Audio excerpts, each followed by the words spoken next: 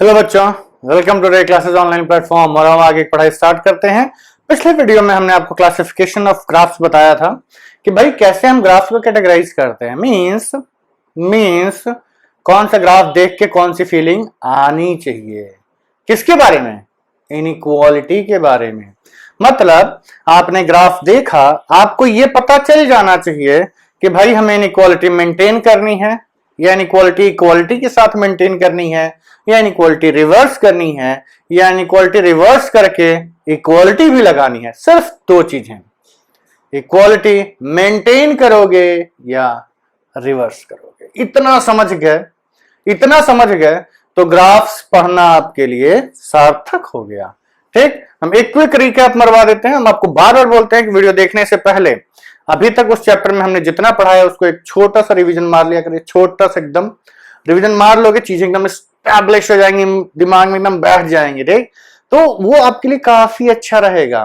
ठीक, चीजें याद नहीं करनी पड़ेंगी, रटना नहीं पड़ेगा, and you will be very very very very happy about it. ठीक, तो चलिए आगे बढ़ते हैं। अब हम रिकैप की बात कर रहे थे। हमने कहा था कि फंक्शन या तो स्ट्रिक्टली इंक्रीजिंग टाइप में जाता है, इसमें हम क्या करते हैं, इनइक्वालिटी मेंटेन कर ले जाते हैं। इनइक्वालिटी मेंटेन कर ले जाते हैं। अगर फंक्शन इंक्रीजिंग के साथ कांस्टेंट भी हो रहा है तो इसमें हम इनइक्वालिटी इक्वालिटी के साथ मेंटेन कर ले जाते हैं। अगर फंक्शन डिक्रीजिंग है तो इसका ग्राफ ऐसे बनता है,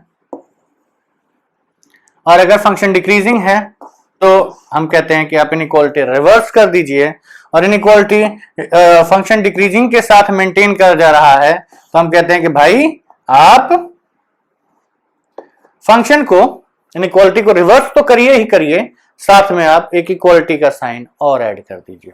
ठीक, इतना समझ लेना क्लासिफिकेशन ऑफ ग्राफ्स और ग्राफ्स की अंडरस्टैंडिंग को काफी क्लियर कर देगा। इससे हमें रेंज निकालने में काफी हेल्प मिलेगी। क्लास 12th में जब आप रेंज वगैरह निकालेंगे बहुत अच्छा, बहुत मदद मिलेगी। नहीं करोगे तो दिक्कत में रहोगे। आगे बढ़ते हैं, स्टार्ट करते हैं some important functions and their graphs से। इसमें सबसे इंपॉर्टेंट चीज, ग्राफ बनाना आता होगा सबको। सिंपल, एक्स की वैल्यू पुट करिए, वाई की वैल्यू निकालिए, एक्स वैल्यू एक्स एक्सिस पे, वाई की वैल्यू एक्स वाई एक्सिस पे, और इन सब पॉइंट को एक फ्री हैंड ज्वाइन कर दीजिए। जो कर्व मिलता है उसी को हम ग्राफ ऑफ द फंक्शन बोलते हैं। ठीक, ग्राफ बनाना तो अब बताने की जरूरत नहीं है कि कैसे बनाना है, वैसे आप बनाना सीख भी सकते हैं। सिंपल है। हम कहते हैं कि ये जो फंक्शन होता है आइडेंटिटी फंक्शन, ये फंक्शन होता है आपका, चलिए पूरी डेफिनेशन ही लिख देते हैं कि अ फंक्शन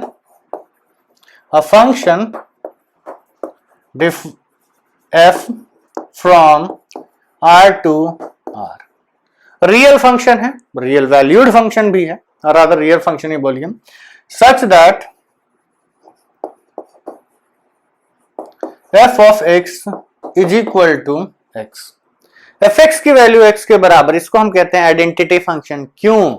क्योंकि y is equal to x है, जो x है वही y है।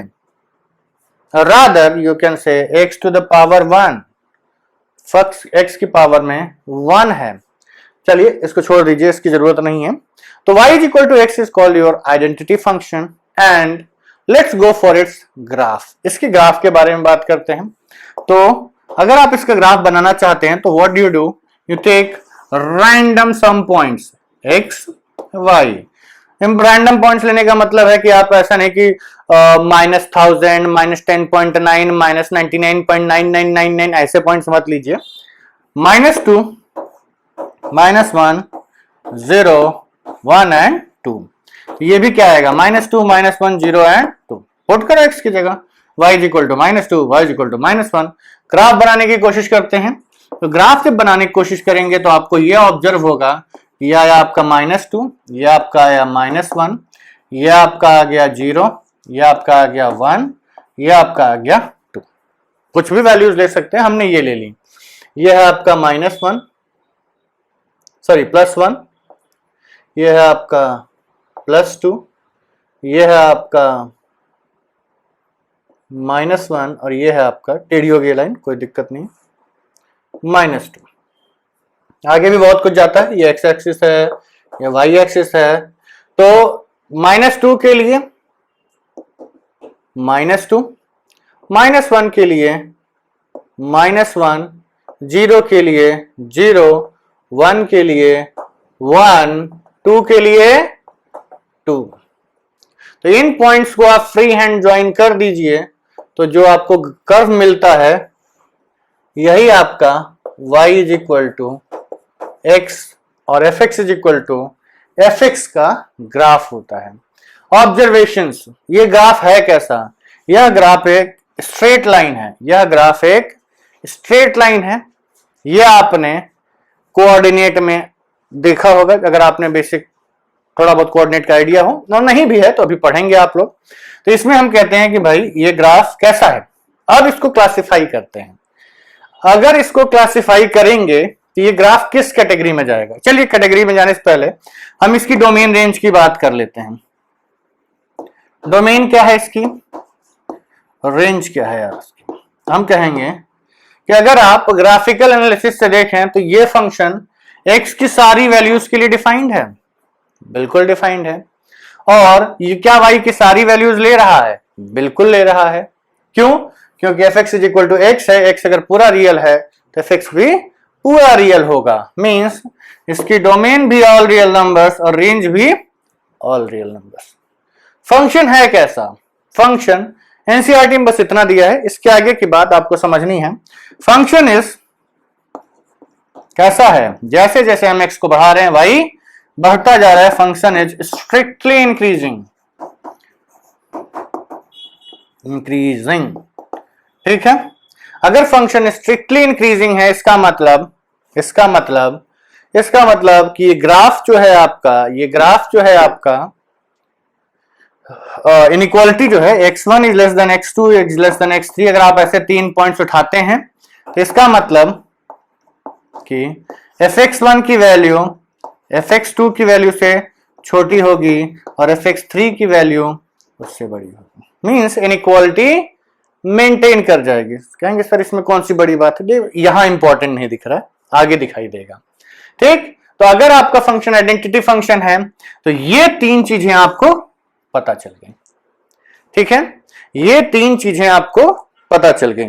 ठीक, चलिए अब नेक्स्ट फंक्शन पे आते हैं हम लोग। नेक्स्ट फंक्शन है आपका constant function.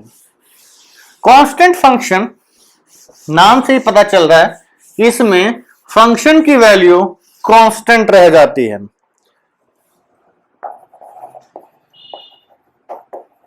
Constant function, a function f defined from R to R। देखिए हम R to R ही लिखेंगे, ये को डोमेन सेट होता है, ये रेंज सेट नहीं है, ये को डोमेन सेट है, सेकंड सेट है, रेंज सेट नहीं है। रेंज सेट हम बाद में डिसाइड करते हैं, कैलकुलेट करते हैं, वो अलग बात है। अभी फंक्शन रियल टू रियल है। Function defined from function f defined from R to R such that f of x is equal to c, where c is a constant, a real number, imaginary मत ले लेना। ठीक, that is f of x is equal to c। Graph बनाने की कोशिश करते हैं, जैसे fx is equal to 2, fx is equal to 4। For example के तौर पे example fx is equal to 2, हम इसका ग्राफ बनाते हैं। तो हम कहेंगे भाई x y -2 -1 0 1 एंड 2। आपने x को -2 पुट किया, x की वैल्यू कितनी आई? 2।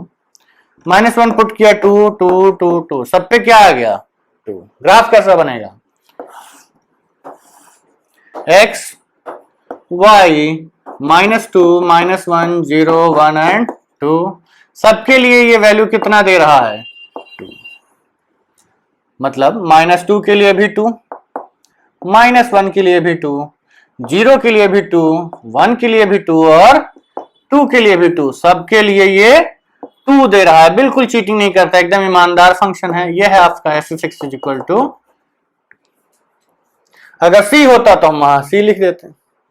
अब आते हैं डोमेन पे, रेंज पे। बताओ डोमेन क्या होगी? हम कहेंगे भाई आप x की कुछ भी वैल्यू पुट कर दीजिए, x की कुछ भी वैल्यू पुट कर दीजिए, ये फंक्शन डिफाइंड है। या फिर आप अगर parallel beam of light to Y axis भेजेंगे तो इस ग्राफ की शैडो और इस एक्स एक्सिस की शैडो पूरी रियल नंबर्स के लिए कोइंसाइड कर जाएगी। तो domain is all real X और रेंज क्या है? केवल एक नंबर एलिमेंट में आएगा 2, या इस केस में c। फंक्शन इंक्रीजिंग है डिक्रीजिंग है या स्ट्रिक्टली इंक्रीजिंग स्ट्रिक्टली डिक्रीजिंग? ये स्ट्रिक्टली इंक्रीजिंग नहीं है, इस केस में हम नहीं लिखेंगे कि फंक्शन इंक्रीजिंग है, इसलिए कि एक स्पेशल फंक्शन होता है कांस्टेंट फंक्शन, इसमें कुछ मतलब नहीं है। इक्वालिटी फंक्शन हमें पता है कि आप x कुछ भी पुट करते रहो वैल्यू y की 2 ही आनी है, तो रेंज मिलती नहीं है। तो हम इस केस में वो जो इक्वालिटी और इंक्रीजिंग डिक्रीजिंग वाला फंडा है वो हम नहीं लिखेंगे, ठीक। तो चलिए अब आते हैं थर्ड वाले पे। थर्ड वाला जो आपका है वो है आपका पॉलिनोमियल फंक्शन, और यहीं से आपकी जिंदगी में मेहनत करने का दौर शुरू होगा। मेहनत करने का दौर शुरू होने से हमारा तात्पर्य है अब आपको ध्यान देना पड़ेगा। अब देखिए इसको हम थर्ड पार्ट तो नहीं कहेंगे, इसको हम कैटेगराइजेशन कहेंगे, पॉलिनोमियल फंक्शंस। आप लोगों ने ऑलरेडी पॉलिनोमियल्स की डेफिनेशंस वगैरह मिसलेनियस में तो हमने काफी डिटेल में बताया गया है कि पॉलिनोमियल होता क्या है, कैसे होता है, क्या क्या कंडीशंस होती हैं। इन जनरल हम एक पॉलिनोमियल की डेफिनेशन लिख देते हैं कि पॉलिनोमियल ए पी एक्स ये इस टाइप का फंक्शन होता है कि a n x to the power n, a n minus one x to the power n minus one, a n minus two x to the power n minus two and so on up till a one x plus a zero. इस type का एक function जहां पर कि a n की value zero नहीं होनी चाहिए, ए आई मतलब A1, A2, A3, AN ये सारे के सारे रियल होने चाहिए, ठीक। AN जीरो नहीं होना चाहिए, बाकी जीरो हो सकते हैं। AI की वैल्यू रियल होनी चाहिए, मतलब हर एक constant number and are constants. हर एक जो कोएफिशिएंट्स हैं आपके वो रियल कांस्टेंट नंबर्स होने चाहिए एंड एक्सपोनेंट्स जो हैं आपके वो सारे के सारे, देखिए पॉलिनोमियल की सारी डेफिनेशन क्लियर होनी चाहिए। एक्सपोनेंट्स जो है वेरिएबल के ऑफ वेरिएबल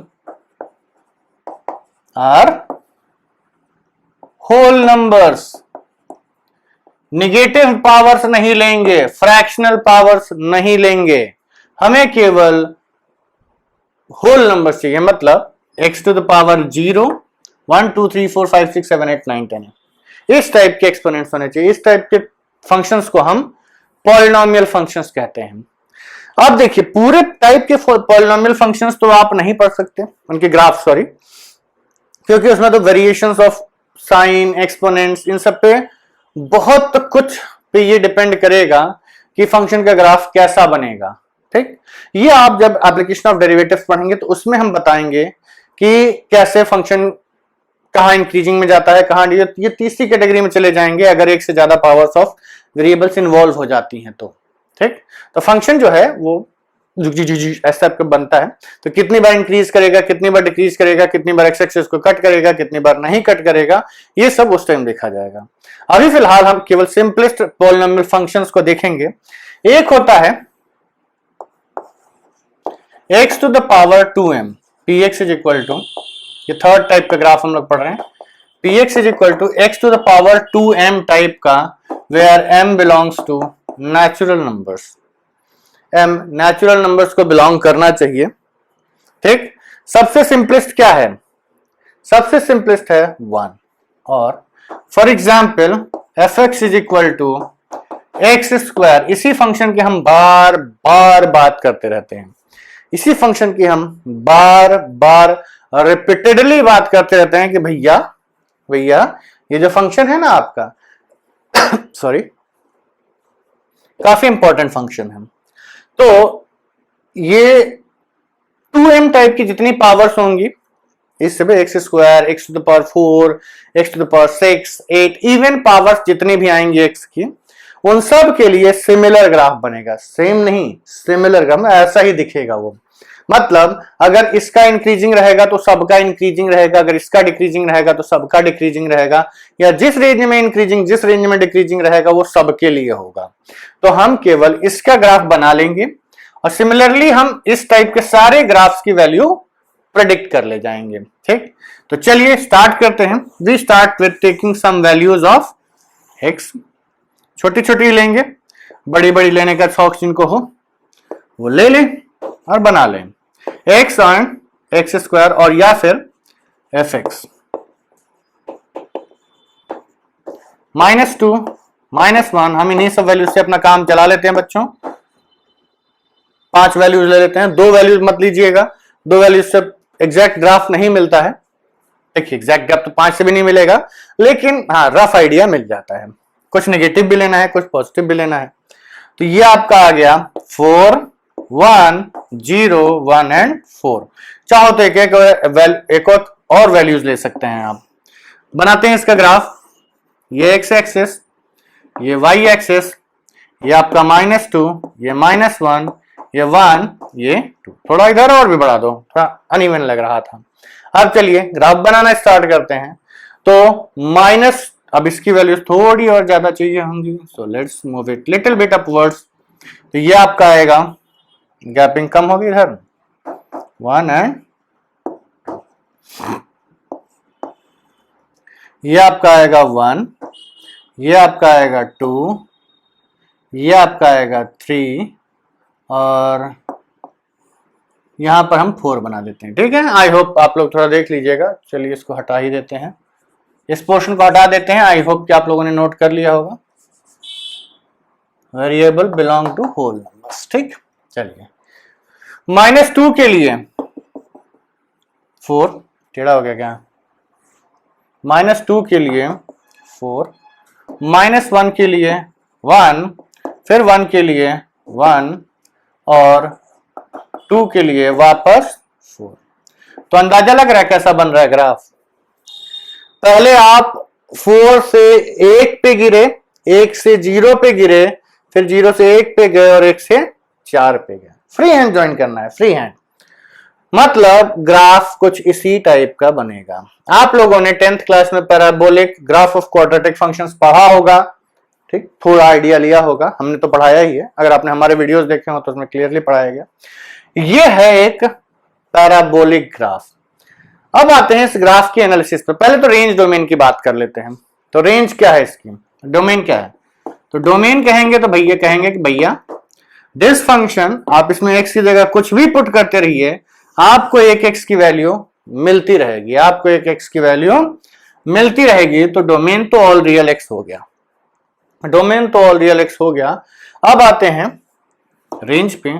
तो रेंज हम कहेंगे कि इस रेंज की y की वैल्यूज कभी नहीं मिल रही हैं। मतलब y की मिनिमम वैल्यू क्या मिल रही है, फंक्शन की मिनिमम वैल्यू क्या मिल रही है, 0। 0 के आगे भी ये ऊपर जा रहा है, 0 के पीछे भी ये ऊपर ही जा रहा है। मतलब इसके नीचे और नहीं गिरेगा, इसके नीचे और नहीं गिरेगा। मीन्स ये 0 से इंफिनिटी या r प्लस केवल पॉजिटिव वैल्यू ही अटेन करेगा। 0 इंक्लूडेड होगा, इंफिनिटी को हम कभी भी इंक्लूड नहीं करते हैं। ठीक, ये तो हुआ रेंज और डोमेन और ग्राफ की बात। अब आते हैं कि इनइक्वालिटी का क्या करें।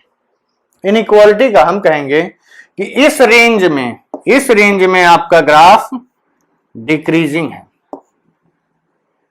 कैसे, अब देखिए ग्राफ किधर जा रहा है, नीचे जा रहा है ना, तो ये डिक्रीजिंग है। और इधर की तरफ इसका ग्राफ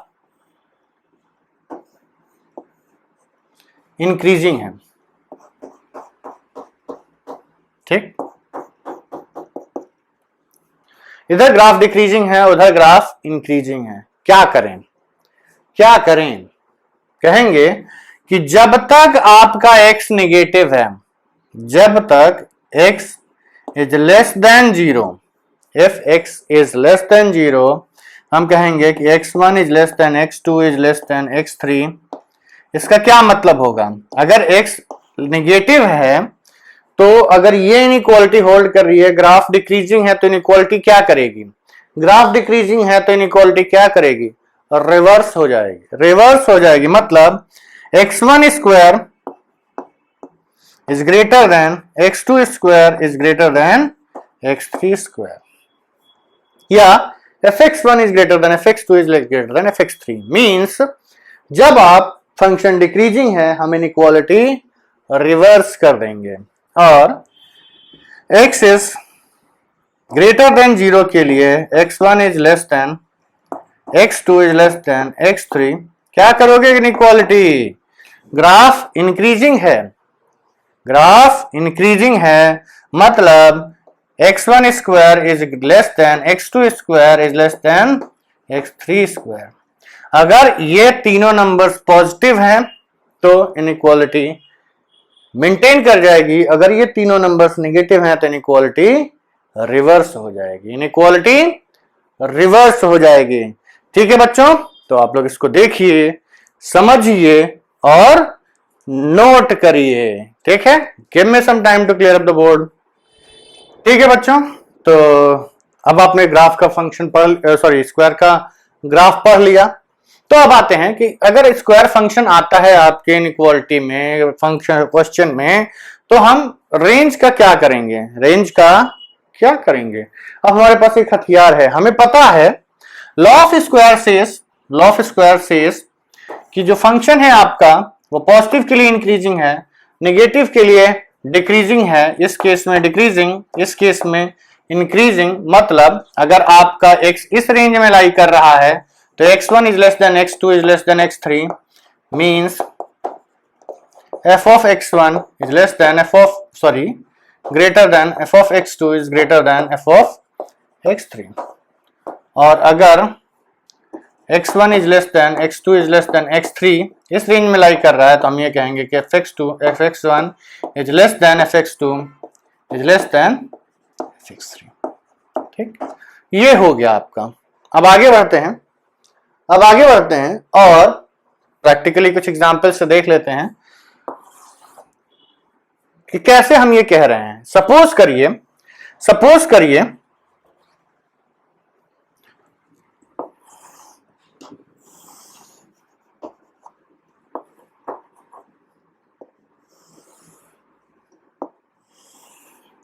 ये आपका एफ स्क्वायर का ग्राफ है, आपने 3 नंबर्स उठाए -6, -4 एंड -2 और इधर 3 नंबर्स उठाए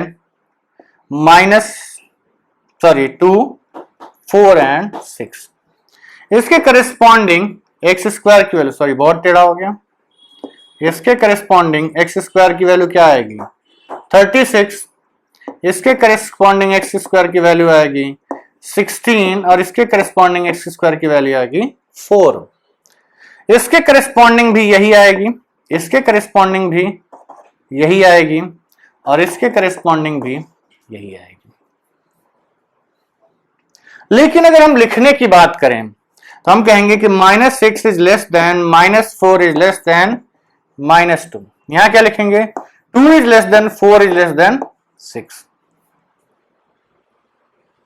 कोई दिक्कत नहीं। तो ये बताइए कि जब हम लॉ ऑफ स्क्वायर अप्लाई करेंगे मतलब अगर हम इन नंबर्स को स्क्वायर करेंगे तो क्या ये इनइक्वालिटी ऐसे ही मेंटेन करेगी। तो चलिए स्क्वायर करते हैं। तो -6 का स्क्वायर 36, -4 का स्क्वायर 16 और -2 का स्क्वायर 4। बताओ इनइक्वालिटी कैसे लगनी चाहिए। यहां पर भी वही आएगा 4, 16 एंड। बताइए क्या हम इसी इनइक्वालिटी को मेंटेन कर दें? नहीं, गलत हो जाएगा। अगर आपने ऐसे लिख दिया तो ये तो गलत है ना, ये तो गलत है। क्या 16 की वैल्यू 4 से कम होती है? नहीं। 36 की वैल्यू 16 से कम होती है? नहीं। मींस ये जो आपने किया है ये गलत किया है। Inequality will reverse itself. क्यों? क्योंकि फंक्शन डिक्रीजिंग है, फंक्शन डिक्रीजिंग है मींस इनइक्वालिटी का साइन पलट दीजिए। यहां लेस देन था तो ग्रेटर देन कर दीजिए, ग्रेटर देन है तो लेस देन कर दीजिए। केवल इनइक्वालिटी का साइन पलट देना है। यहां पर क्या करेंगे 4 इज ग्रेटर देन, यहां पर इनइक्वालिटी का साइन पलटेंगे नहीं, यहां पर इनइक्वालिटी का साइन जो यहां है वही यहां भी रह जाएगा। देख लीजिए, यही है इसका लॉजिक, यही है इसका लॉजिक। चलिए अब हम लोग कुछ क्वेश्चंस कर लेते हैं एक्स की रेंज के लिए। क्वेश्चन ये है आपका कि फाइंड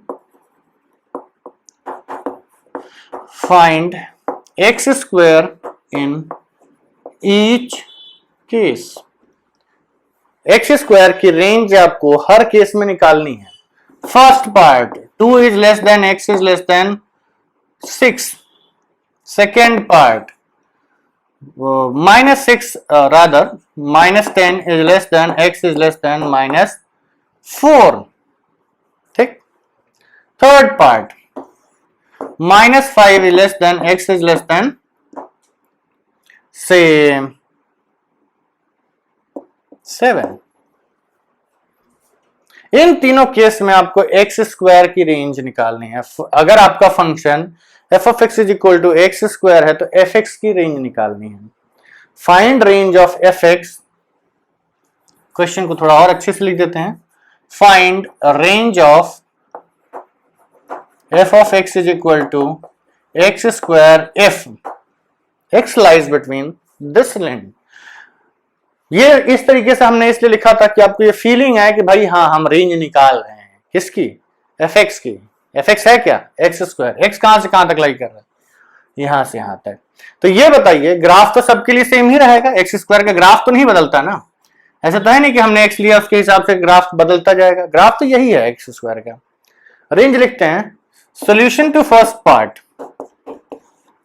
फर्स्ट पार्ट का solution 2 is less than x is less than 6। Square करना है। ये कहां से कहां तक लाई कर रहा है? 2 से 6 इंटरवल पूरा का पूरा पॉजिटिव में लाई करेगा ना। 2 से 6 वाला इंटरवल पूरा का पूरा पॉजिटिव में लाई करेगा तो हम ये कहेंगे कि सॉरी ग्राफ क्यों बना रहे हैं हम। इनइक्वालिटी का साइन क्या कर जाएगा? इनइक्वालिटी का साइन मेंटेन कर जाएगा, विच इंप्लाइज दैट जब हम स्क्वायर करेंगे तो इनइक्वालिटी का साइन यही रहेगा और हम ये कहेंगे कि 4 is less then F x is less then 36। यही आपकी एफ एक्स की रेंज हो गई। ठीक। एफ एक्स कहां से कहां तक लाई करेगा? F X belongs to open interval 4 to 36। अगर x 2 to 6 बिलोंग कर रहा है तो एफ एक्स 4 to 36 बिलोंग करेगा। ठीक है। चलिए बहुत अच्छी बात है। अब आगे बढ़ते हैं। Second part -10 is less than x is less then -4। Square कर देते हैं। स्क्वायर करना तो आसान है। 100 एक्स स्क्वायर 16। लेकिन इनइक्वालिटी क्या होगी? अब देखिए -10 से लेकर के -4 ये पूरा का पूरा निगेटिव इंटरवल है। इसमें ग्राफ कैसा है? डिक्रीजिंग ग्राफ है। इसमें ग्राफ कैसा है? डिक्रीजिंग ग्राफ है। तो अगर आपका ग्राफ डिक्रीजिंग है तो हम ये कहेंगे भैया इनइक्वालिटी रिवर्स कर दो। क्या कर दोगे? इनइक्वालिटी रिवर्स कर दीजिए। Greater than. तो एक्स स्क्वायर कहां से कहां तक बिलोंग किया? और यही आपका एफ एक्स है। तो 100 is less greater than F x is greater then 16। और इस ऑर्डर में दिखने में अच्छा नहीं लगता तो 16 is less then F x is less then 100। ठीक है। तो एफ एक्स की रेंज कहां से कहां तक मिली? 16 to 100 तक। इनइक्वालिटी रिवर्स करना बहुत ही इंपॉर्टेंट है। हम आपको एक बार ग्राफ बना के भी समझा देते हैं कि क्यों ऐसा होता है।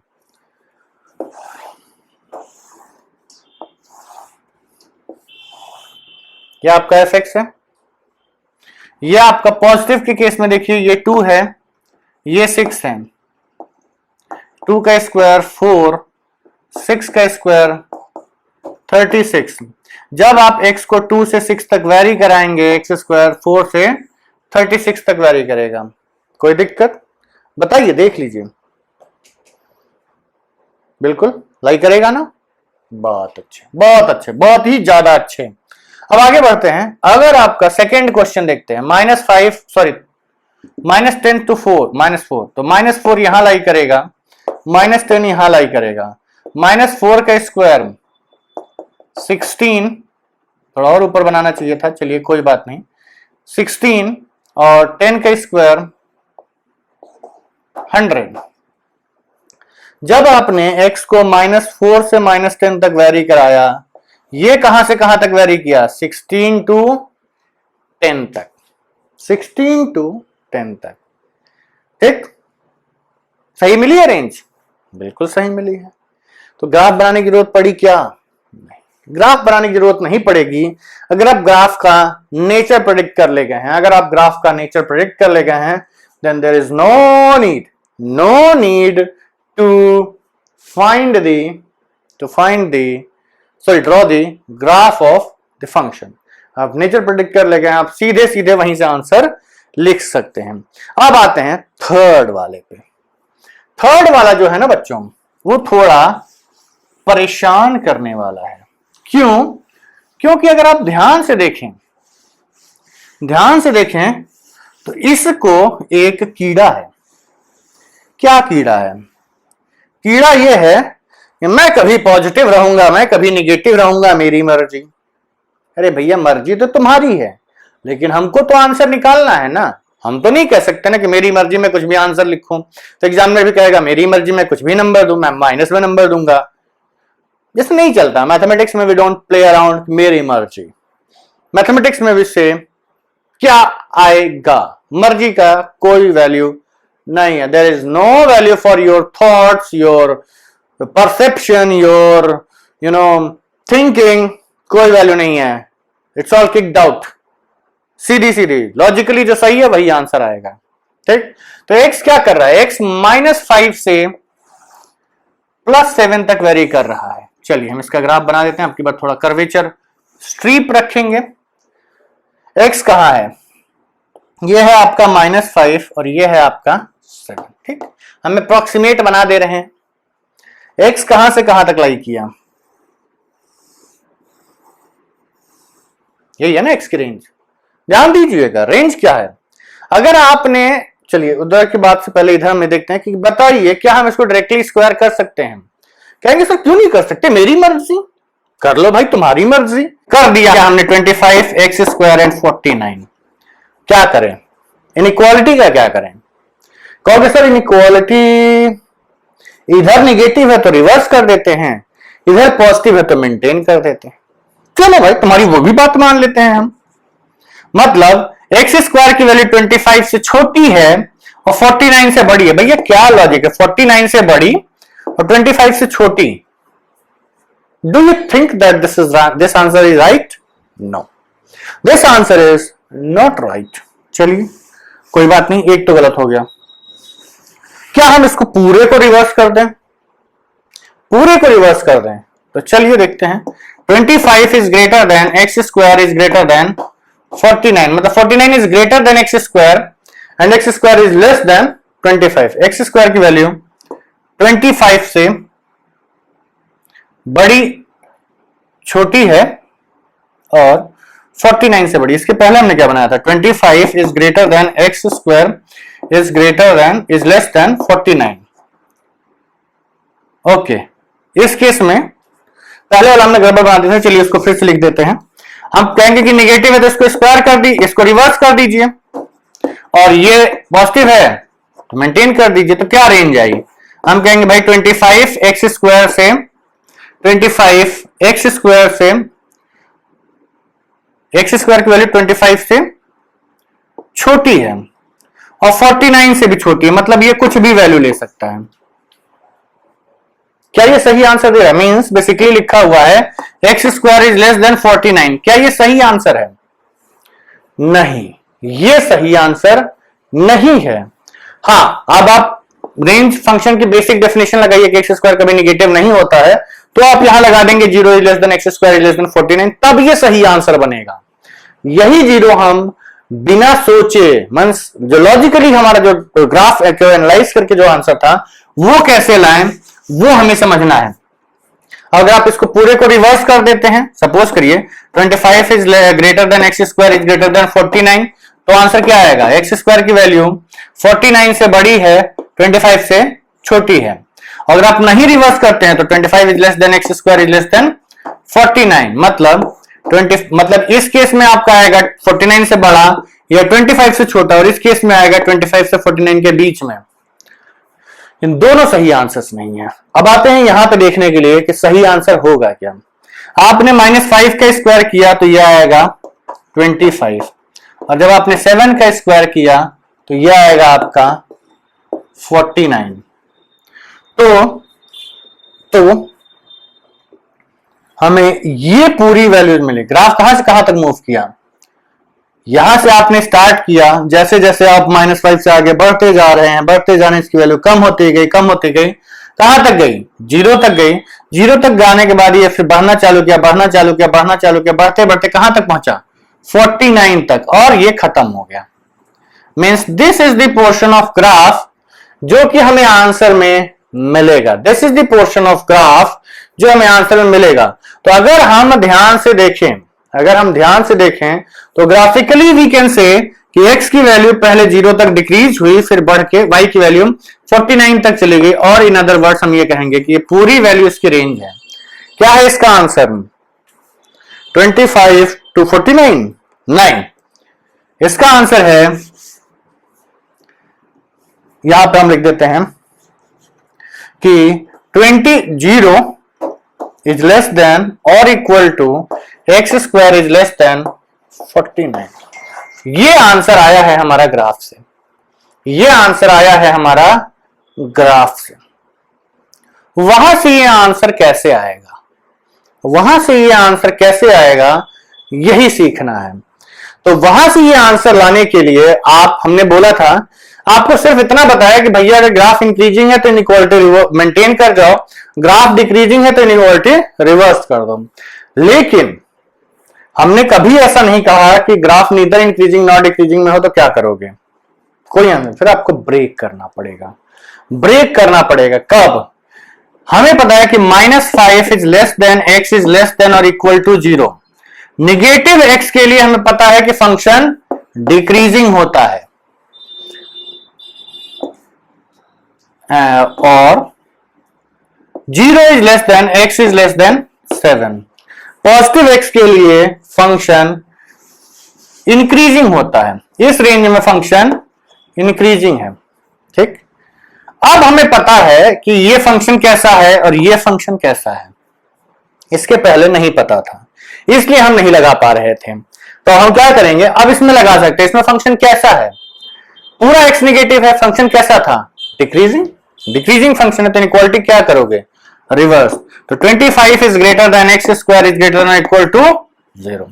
0 के बराबर है, x 0 के बराबर हो रहा है ना इसमें, तो किसी एक साइड लगा दीजिए इक्वलिटी, किसी एक साइड इक्वलिटी लगा दीजिए, कोई दिक्कत नहीं। दोनों साइड लगाना थोड़ा मैथमेटिकली गलत हो जाता है।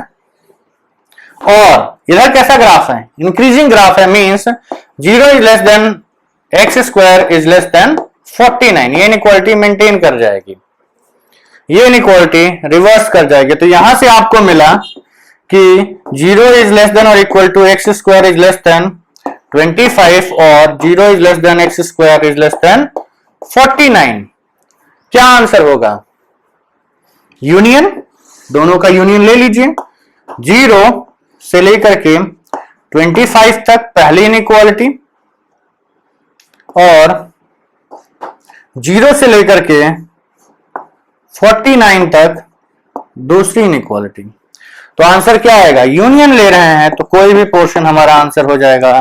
तो हम कहेंगे x बिलोंग्स टू 0 से 49। 0 से 49 इज योर आंसर। ठीक, इतना आपका लॉ ऑफ स्क्वायर्स के लिए अभी काफी है, अभी इतना काफी है, बहुत ज्यादा मत पढ़ो।